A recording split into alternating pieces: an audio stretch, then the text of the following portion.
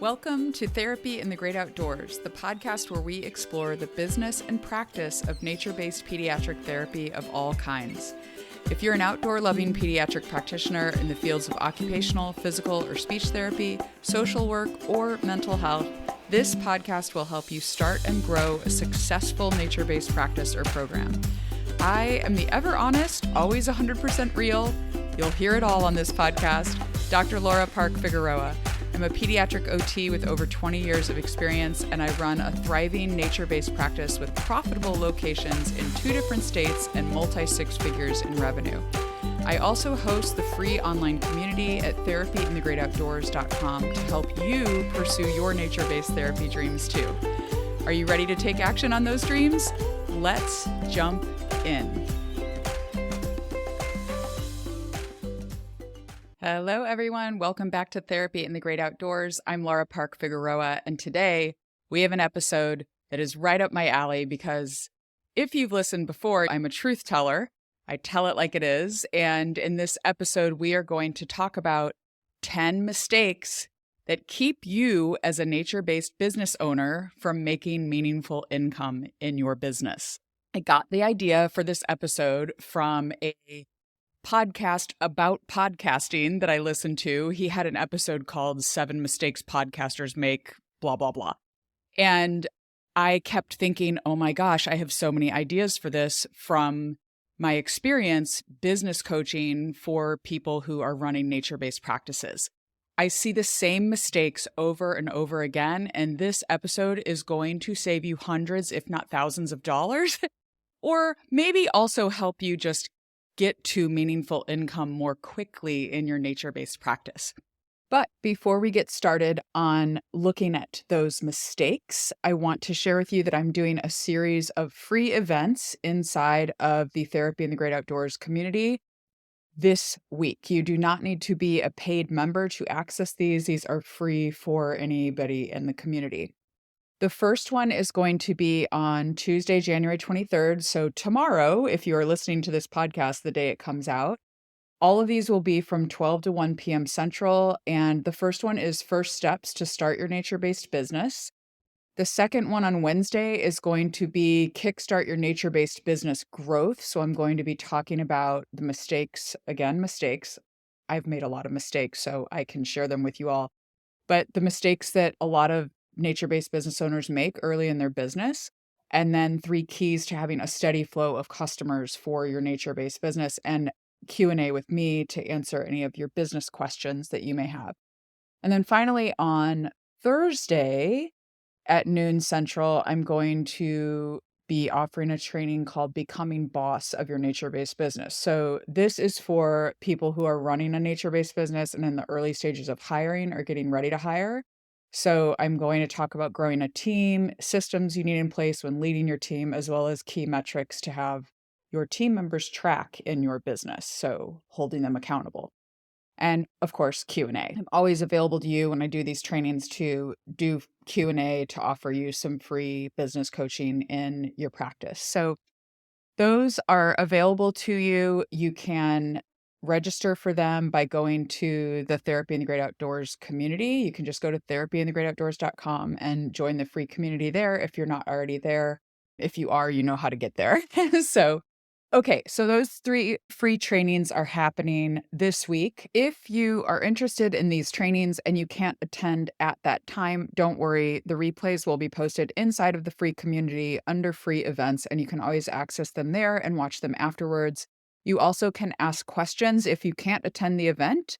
Go ahead and RSVP and ask questions in the comments of the event, and I'll try to cover those on the training. So you can get your questions answered even if you can't be at the training live. Next week on January 29th, we will open enrollment for the Business Hive, which is my year-long group coaching program for nature-based business owners. This is where I provide the most intensive attention to members in this community to help you with your business. It is a year long because it takes a year to establish foundational systems in your business. And it is the way that we get really good outcomes for the people who have been in the hive. So We have a business discussion forum where you can always ask questions of me.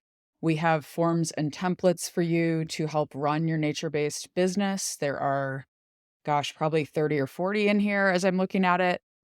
We also have weekly coaching calls where you get to be in community with other nature-based business owners and get coaching from me and learn from the experiences of other people as well. And we have my widely regarded and highly acclaimed, I'm saying that a little bit jokingly, but also a little bit serious because the people that have taken this course say it's really great, my Business Bedrocks course. So this course is set up to help you establish foundational systems in your business in order to grow your business and help it be sustainable and profitable over the long haul. So, if you take a year inside of the Hive, your business is set up to be successful for many, many years to come. It is worth 10 times the price, I promise you. So, all of that is inside the Business Hive. You can get info on that by going to therapyinthegreatoutdoors.com/hive. You can join the waitlist there, and I will be sharing with my email list when the enrollment is open for the Hive as well. So you will get notified if you are on my email list. That is all the announcements for now. And let's dive into these 10 mistakes that hold you back from making meaningful income in your nature-based business. The first one that I see very consistently is that nature-based therapists and professionals let imposter syndrome and perfectionism keep them from launching and actually diving into doing the work of nature-based practice with children. I got news for you. You're never going to feel ready. You're never going to feel ready. The first time you try to do nature-based work or try to take your work with children outdoors, you are not going to feel ready to do it. And I see it a lot where people think that everything has to be perfect. Now, I will say there is something to doing some of the things I'm going to talk about before you actually launch your services, because you don't want families or parents to think that you don't have your stuff together and that you're not a professional. I'm not saying to not do planning and to not get input and to not have people helping you and to do the work beforehand before you actually are offering these services to your community. But my gosh, just get started. Stop letting perfectionism, stop letting imposter syndrome, feeling like you're not sure if you know enough or you're not sure if you're really an expert. Stop letting that stuff hold you back from just getting started, okay? That is number one.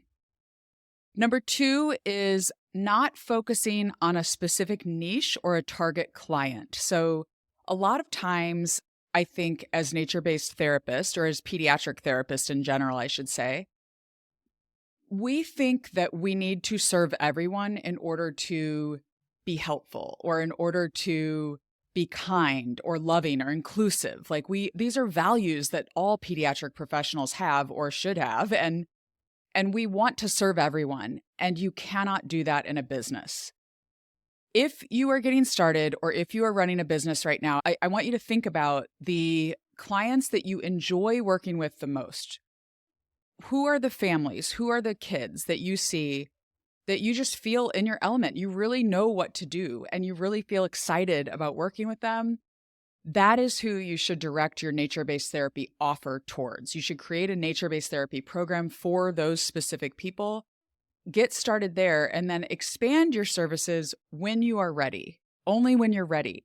Only when you have proven that your first program can be successful or that your first program is not successful, and then you have to think about how to pivot and change and serve a different market, because the essentials of business is that you are serving a specific niche, a specific client who has a problem, and you are solving that problem for them. That is the basic of any business, is that it has to solve a problem in order to be successful and profitable and make money and serve people well. Just think about what the problem is that your target market may have and create your nature-based program around that. But don't be afraid to focus in on that one customer. A lot of times I go to websites, and this is not just for nature-based therapists, but for some nature-based practices as well. You go to the website and there's 20 different services they offer, and it's really confusing. And in something as specific and as different as nature-based practice, you already have your niche of doing work outdoors, but you need to be very clear about who exactly you are serving with your services in your nature-based practice. Number 3, having a negative mindset around money. This is something that is going to hold you back from actually making profit and actually making money in your business. If you don't feel comfortable with people giving you money for your very valuable service that you are providing, then you're not going to attract money to your business. And I know this sounds a little bit woo-woo and weird, but really our money mindset issues impact how we communicate about our business. They impact how we talk to other people about our business. They impact how we market. They impact how we write things on our website. And so I want you to get comfortable with the idea of money coming to you, of money being given to you for a valuable service that you are providing for a client. If you want to read some books about money mindset, some that have helped me are, don't laugh, this is a weird title. It's called Get Rich Lucky Bitch. And it's by Denise somebody, I can't remember her name off the top of my head. But that book was a really interesting book about women in particular and money mindset. And the other book that I would recommend is Think and Grow Rich by Napoleon Hill. That is an old school book, like from the 30s, I think, the 1930s. And it is another book about money mindset and thinking about your own thoughts around money. That's one to own and circle back to. There's just a lot of rich ideas in that book. So those are 2. If I think of others, I will add them into the show notes. But right now, those are the 2 that come to mind about money mindset and getting comfortable with the idea of selling something that is of worth in the marketplace as a business. All right. Number 4. Along the lines of money, y'all are not charging enough, okay, for your services. I say this with love, but I really want you to do the research before you start your practice and do your nature-based work. Whether you're offering, I often say this and I forget to say it at the beginning of the podcast. This advice goes for if you're starting a private practice doing nature-based work, or if you're just starting a nature-based program in an existing business. You still have to market it. You still have to know about these things in order to make the nature-based program successful, even if it's part of a bigger business. But most of you are not charging enough, and some of this may go back to being uncomfortable with money or having money mindset issues that need to be dealt with. But really, you need to make the effort to actually know what other people in your community are charging for their services. And then I want you to charge at least the same or a little bit more. You are adding value to the service by taking it outdoors. And there are a lot of things in outdoor work that are very different that you may need that little bit of extra money in order to make up the time that you are spending cleaning supplies or prepping or doing all that work. So I want you to really remember to charge the going rate for your services, or maybe a little bit above the going rate. Now, I know some of you are going to struggle with that because, again, we're inclusive. We want to serve everyone, right? You can always offer scholarships. You can always figure out ways to fund children attending therapy whose parents can't afford it if you're doing a cash-based practice. But I do want you to think about actually making your rates what the going rate is for your area. Do not undercharge. All right. Number 5. Spending too much time on social media, just scrolling and looking at what everyone else is doing. This will stop you from making meaningful income in your business. I would really encourage you to look at the behaviors that you have as a business owner that actually contribute to the bottom line of the business.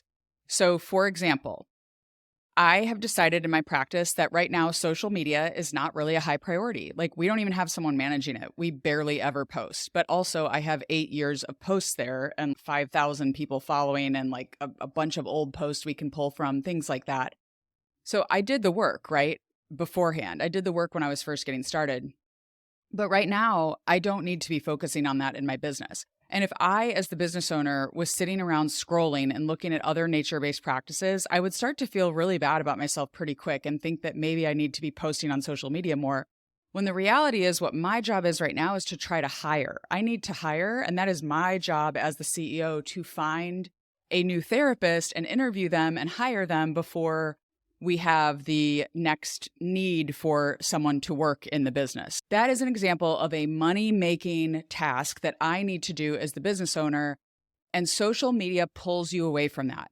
Unless you are intentionally posting helpful information for your clients on social media, you need to get off of social media, because honestly, what there is not actually the real picture of someone's business. I say this all the time to y'all.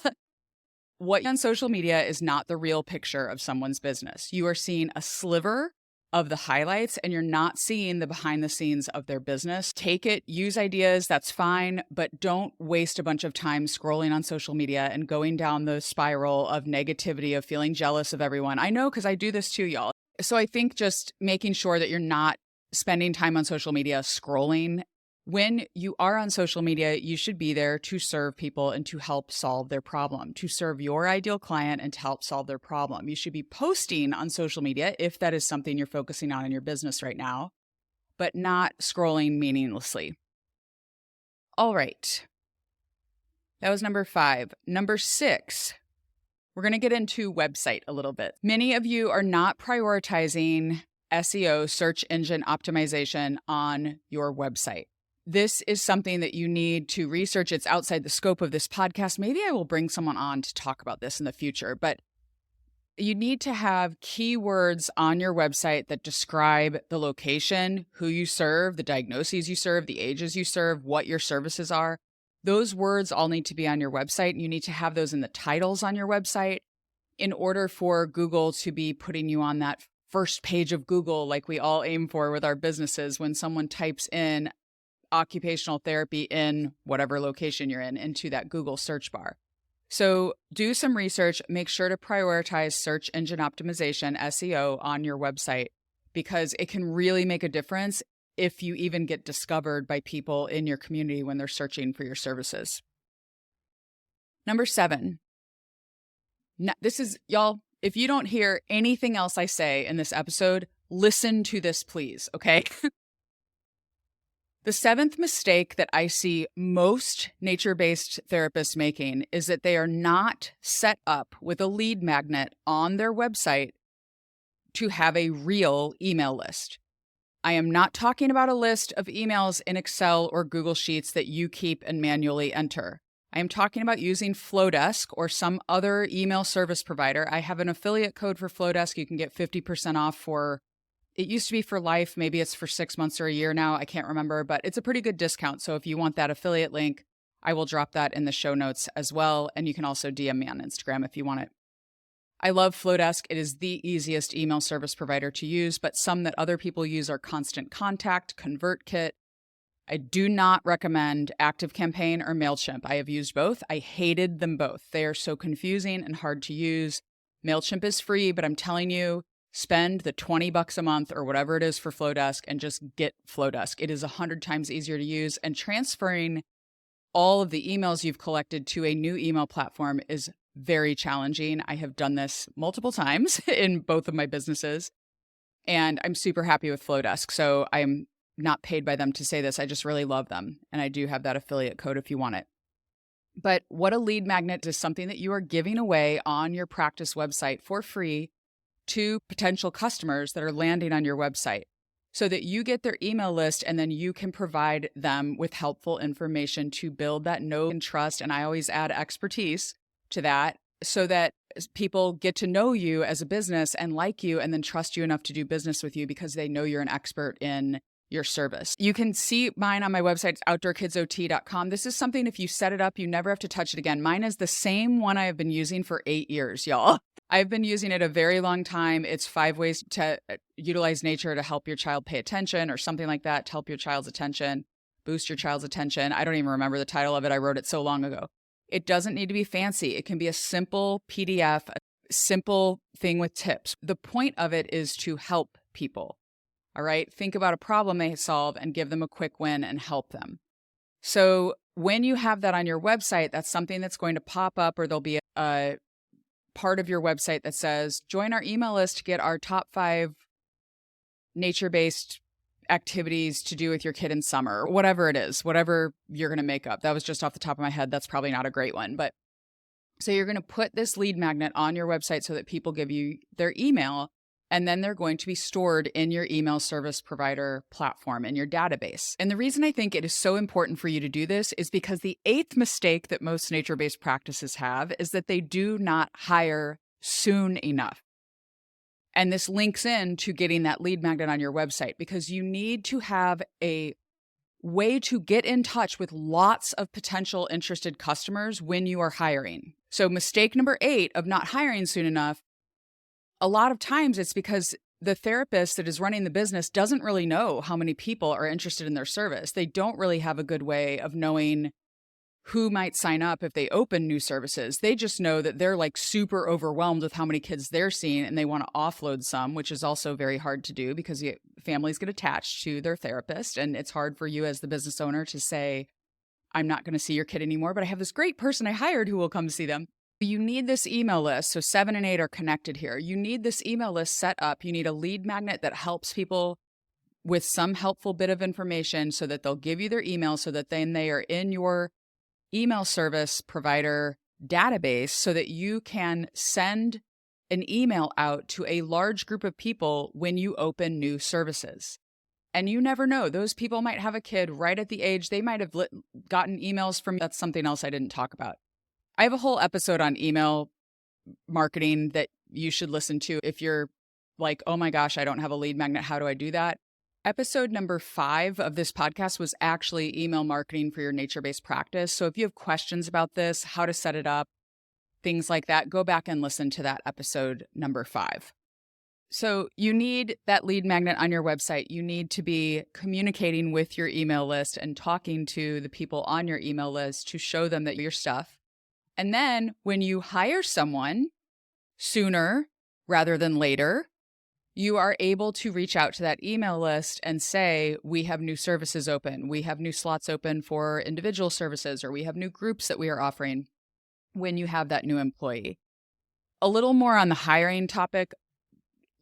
Most people that I know wait way too long to hire another therapist. So I know there's a lot of debate among therapists who run private practices about who to hire first. Do you hire an admin assistant first to offload some of the admin that gets really heavy when your business starts to grow? Or should you hire a therapist? And that is going to be a decision that is dependent upon what you want in your business. So I think I'm not going to get into that here. That might be a whole other episode that I could do in the future. I did talk a little bit about that on episode 41. It was a coaching call I did with Kristen Park. She's the owner of Magic Speech Bus, and her and I talked about hiring in that episode. So there's a little bit more detail about admin versus therapist hiring in that episode if you want to go back and listen to it. So my point is, you're probably waiting too long to hire. You should hire. It's like the number 1 mistake of letting imposter syndrome or perfectionism stop you from just getting started. This is the same. A lot of times people let their perfectionism, their need to hire the perfect person or have all their ducks in a row first, they let that stop them from hiring. And it's the same thing. You are never going to feel ready to hire. You just need to do it. You just need to hire, and you figure it out as you go. Very few mistakes in business are like life or death. I want you to be courageous and brave and just go for it. Remind yourself that the mistakes that you are probably going to make are not life or death mistakes. We are not brain surgeons here. We are running nature-based practices, and we are running businesses. And there's usually help and people you can ask and local resources in order to find the answers you need to any problem when you're running and growing your business. Number 9, not having good financial systems or organization will absolutely stop you from making meaningful income in your nature-based practice.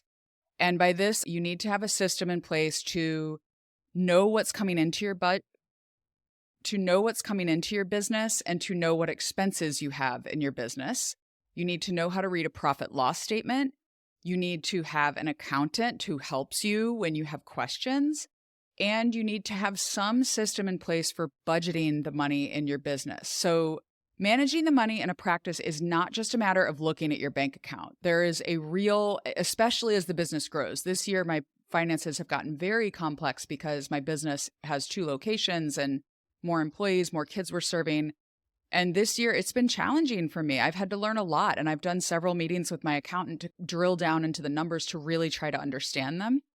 And when you don't have good financial systems and organization in place, when you don't actually have a clue about the money in your business as a business owner, you end up having like overdue invoices that maybe don't even get paid, or you're maybe spending too much on expenses in your business and you're not tracking how much you're spending. And so you just don't know.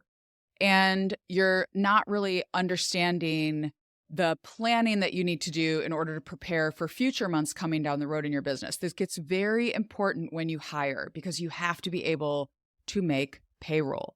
You have to have money coming into the business at the same rate, at a higher rate than what you are having to pay out to people for providing the services in your practice.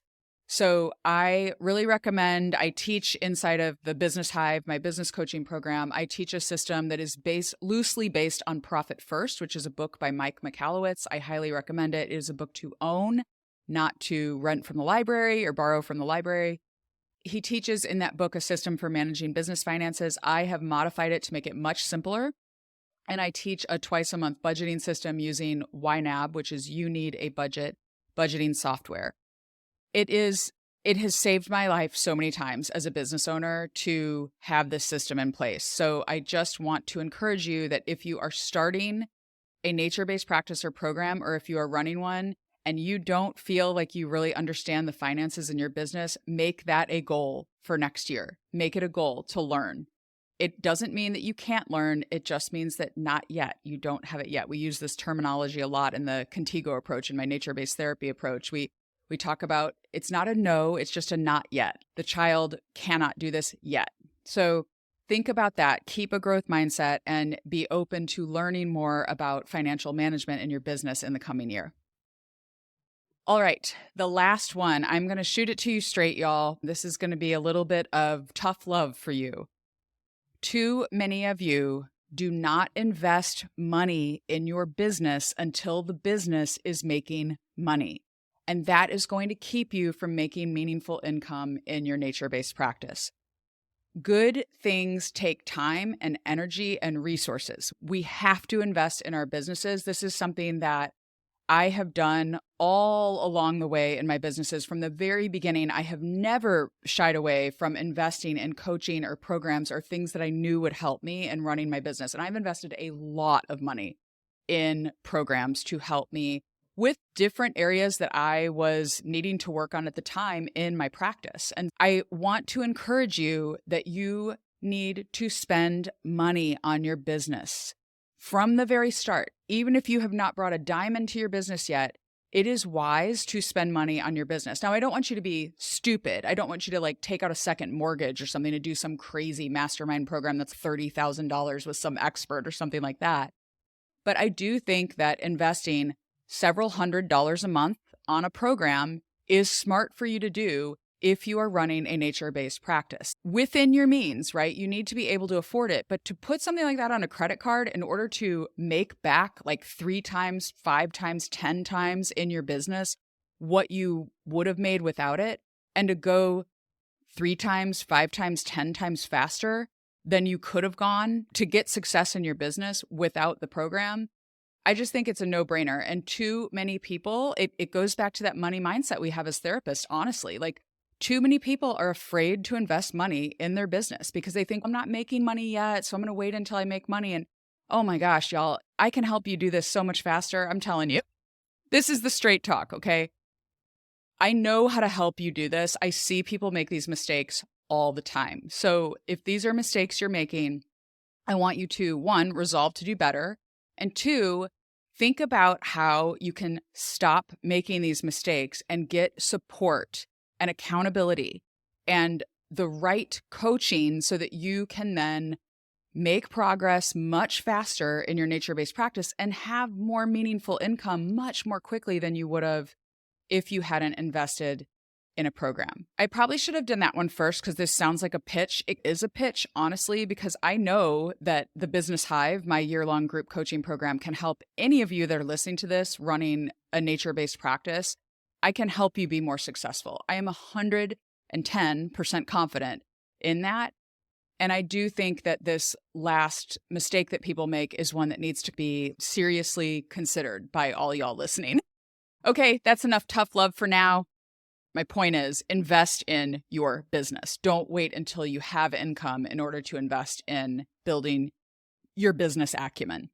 That is it for this week, y'all. This episode got a little bit long, but I hope that you found some mistakes that you might be making, because we've all made them, and that you can get some help going forward on how to fix those mistakes in your practice or program. So if you have questions about this, I am always here to help you. So I am inside of the TGO Community, the Therapy in the Great Outdoors community. You can put a post there. I read every post that is put in the community. I don't answer all of them because it is a community. There are lots of people there that answer posts as well. But if you have a question about any of these mistakes that you might have made or any of the topics that I brought up in this episode, please post in the community and we will get back to you there and we can help one another in all of these mistakes that we've all made. Here's to a great year in 2024 where you can avoid all of these mistakes. I'll talk to you next time. Bye. Thanks for joining me today for Therapy in the Great Outdoors. If you want valuable advice as you start or grow your nature-based pediatric practice, get my free ebook, The Nature-Based Practice Roadmap. It is a guide to help you focus and avoid costly mistakes as you start or grow your outdoor work with children. In it, I share the 4 stages of nature-based practice, what you need to focus on and common mistakes to avoid in each stage, plus a checklist of specific action steps for you to take at each stage in the process. Get it at therapyinthegreatoutdoors.com/roadmap. So until next time, get outside, connect, reflect, and enjoy therapy in the great outdoors.